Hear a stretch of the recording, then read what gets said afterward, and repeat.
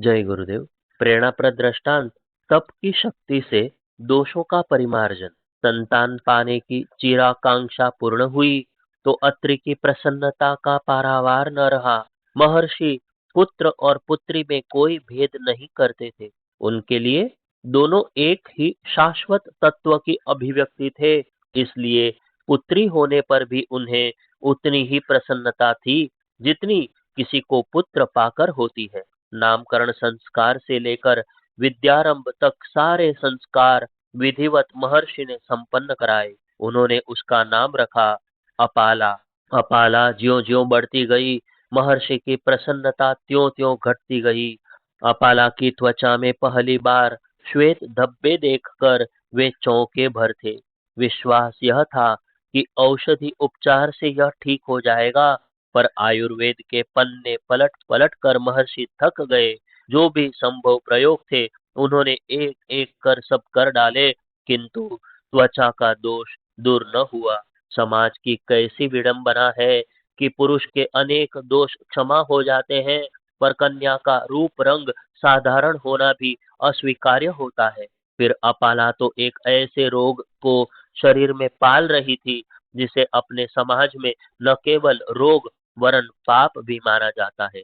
परिस्थितियों से निराश महर्षि अत्रि ने अब अपना सारा ध्यान अपाला को ज्ञानवान बनाने में केंद्रित किया। वेद, उपनिषद, ब्राह्मण, आरण्यक आदि संपूर्ण आर्ष ग्रंथों के अध्यापन के साथ उन्होंने अपाला को व्याकरण, मीमांसा और दर्शन ग्रंथों का भी अनुशीलन कराया। अपाला ने संगीत विद्या भी सीखी और इस तरह वह अपने तेज एवं यश के साथ तत्कालीन शीर्षस्थ विद्वानों की श्रेणी में जा पहुंची। अब वह यौवन के द्वार पर खड़ी थी। स्वाभाविक था कि महर्षि उसके हाथ पीले करने की बात सोचते, पर ऐसा आदर्श निष्ठ युवक उन्हें मिलता कहाँ, जो जीवन के भौतिक और लौकिक आकर्षणों से ऊपर उठकर विवाह को दो आत्माओं का पुनित संबंध मानकर अपाला को स्वीकार करता। धर्म और आत्म तत्व की बातें करना सरल है, पर अनेक कठिनाइयों और संघर्षों में अपनी हानि सहकर भी उसे व्यवहार में लाने वाले तो कोई वीरले साहसी सपूत होते हैं। महर्षि ने दृष्टि दौड़ाई तो उन्हें ऐसा लगा कि पृथ्वी अभी आदर्श विहीन नहीं हुई। कृशाश्व जो कभी उनके स्नातक रह चुके थे, उन्होंने अपाला को सहर्ष स्वीकार कर लिया। वैदिक रीति से कृशाश्व और अपाला एक दाम्पत्य सूत्र में आबद्ध हो गए। दाम्पत्य संबंधों का प्रारंभिक आकर्षण कुछ कम हुआ तो कृशाश्व के मन में पत्नी के प्रति विरक्ति आने लगी। वासना का जाल ऐसा कुटिल है कि जहाँ भी उद्दीप्त होता है, प्रेम की पावनता को उपेक्षा और तिरस्कार में परिवर्तित कर देता है। जो कृशाश्व अब तक प्रेम के कारण त्वचा दोष वाली अपाला में गुण ही गुण देखते थे, अब उन्हें अपाला जैसी विदुषी नारी भी मांस पिंड मात्र लग रही थी। उनकी अन्य मनस्कता विचारशील अपाला से छिपी न रह सकी।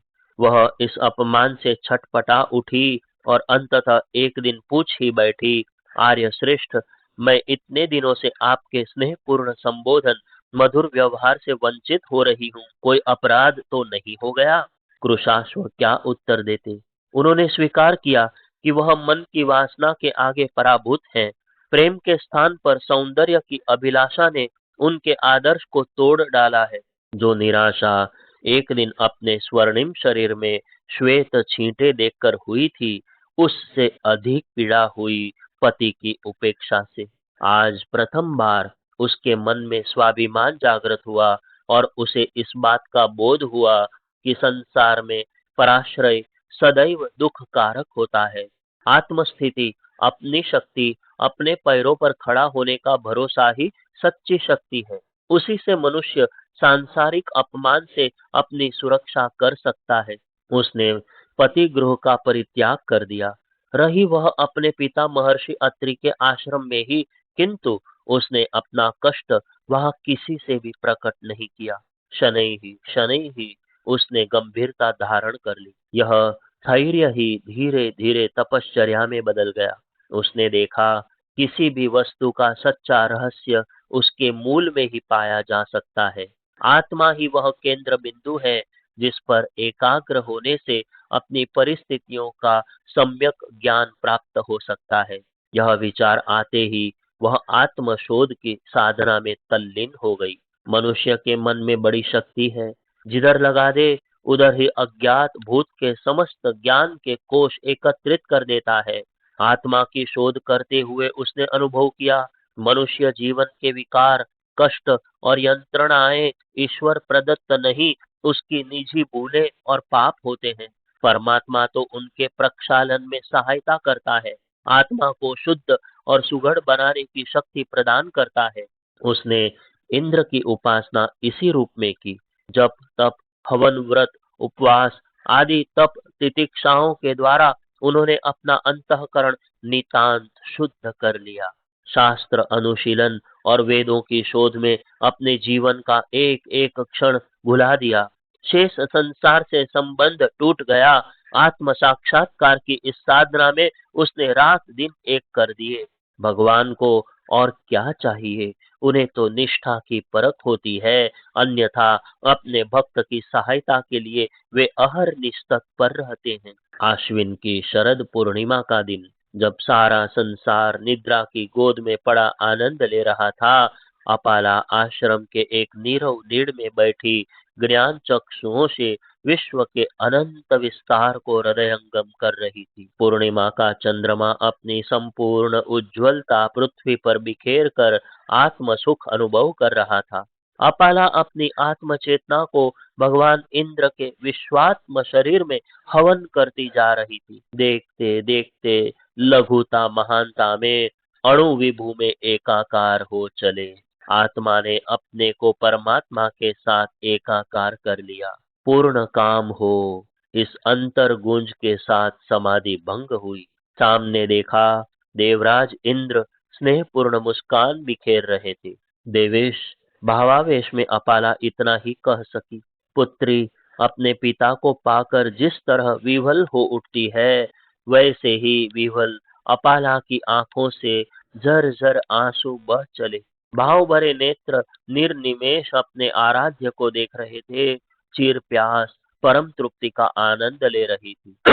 मैं तुम्हारा त्वक दोष दूर करता हूँ भद्रे, भगवान इंद्र ने वात्सल्य भरे हृदय से कहा। वाणी सुनकर भाव विवलता से आकंठ डूबी अपाला उत्तर नहीं दे पा रही थी। धीरे धीरे भाव संवरण करते हुए उसने कहा, देव, यह शरीर आज नहीं तो कल छूटेगा ही। वह रुग्ण रहे या रोग मुक्त, उससे क्या बनता बिगड़ता है। आप तो मुझे शक्ति दें, ऐसी सामर्थ्य दें, विद्या और प्रकाश दें, जिससे मैं इस प्रसुप्त भौतिक आकर्षणों से भ्रमित संसार को कुछ ज्ञान दे सकूं, संसार का कुछ कल्याण कर सकूं। एवमस्तु कहकर इंद्र अदृश्य हो गए, पर वे अपनी क्रांति शक्ति प्रज्ञा का एक विशिष्ट अंश अपाला पर छोड़ गए। अपाला ऋषित्व को पा गई। यह संवाद हवाओं की तेजी में घुलकर सारे आश्रम और राष्ट्रवासियों के अंतःकरण को स्पर्श कर गया। कृशाश्व ने सब कुछ सुना तो दूसरे दिन ही अपाला को लेने महर्षि अत्रि के आश्रम में पहुंचे। बड़ी अनुनय विनय की, पर अपाला ने साथ जाने से इनकार कर दिया। शेष जीवन पिता के साथ रहकर उन्होंने धर्म और समाज की सेवा में बिताया। पुरुषाश्व ने स्वयं भी अपाला से वेद मंत्रों के दिव्य रहस्य व समाधि तत्व का अनुभव प्राप्त किया। जय गुरुदेव।